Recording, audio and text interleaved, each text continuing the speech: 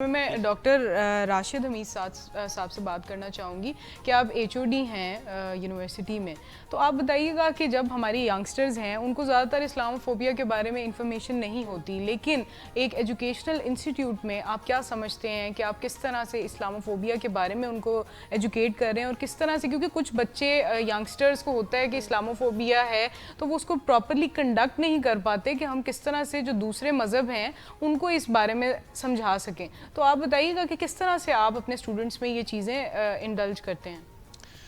देखिए, मैं सबसे पहले तो आपका शुक्रिया अदा करता हूँ कि आज पहली दफ़ा मैं आपके इस चैनल पे हाज़िरी का मौका मिला है और आज का जो मौजू है ये अपनी नौइयत के एतबार से बहुत ही अहम मौजू है जिस पे हम बात करने जा रहे हैं।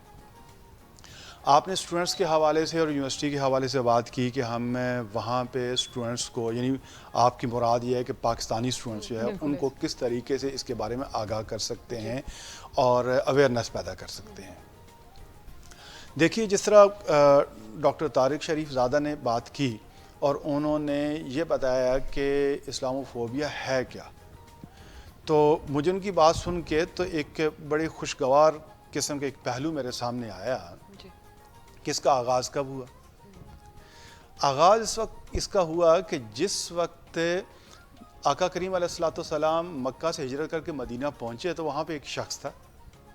जो शख्स उस वक्त अपनी ताज पोशी की तैयारियों में मसरूफ़ था।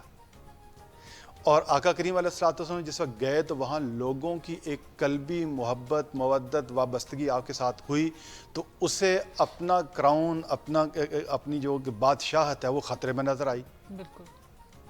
जिसको हम बाद में एक मुनाफिक आज़म के तौर पर जिसका नाम लिया जाता है और जिसने इस्लाम को नुकसान पहुँचाने के लिए बड़ी साजिशें की, अब्दुल्ला इब्न उबई।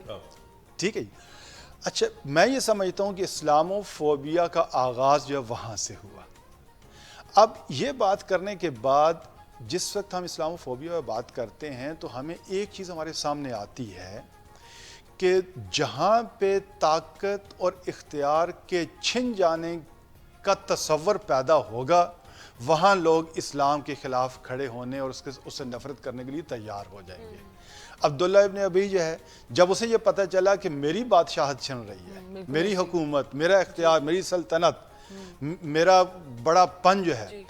वो सामने नहीं आ रहा या उसको ख़तरा लाहक हो गया, तो इस्लाम के मुखालिफ साजिशें करने लग गए। अब जिस वक्त हम इंटरनेशनली देखते हैं, जिस वक्त हम पूरी दुनिया में देखते हैं कि इस्लाम के ख़िलाफ़ एक नफ़रत अंगेज़ प्रोपेगेंडा और ये सारी चीज़ें आ रही हैं, तो ये बुनियादी तौर पर जिस वक्त ये महसूस होता है कि पूरी दुनिया में रोज़ बरोज़ मुसलमानों की सिर्फ तादाद नहीं बढ़ रही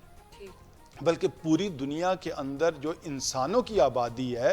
उसमें मुसलमानों की रेशो में इजाफा हो रहा है, उस तनासब से वो बढ़ रहे हैं। अब जिस वो ये देखते हैं कि वो सल्तनतें जो कि एक अरसे से मुख्तलिफ नामों के साथ सुपर पावर की हैसियत हासिल करके तो पूरी दुनिया में हुक्मरानी कर रही थी,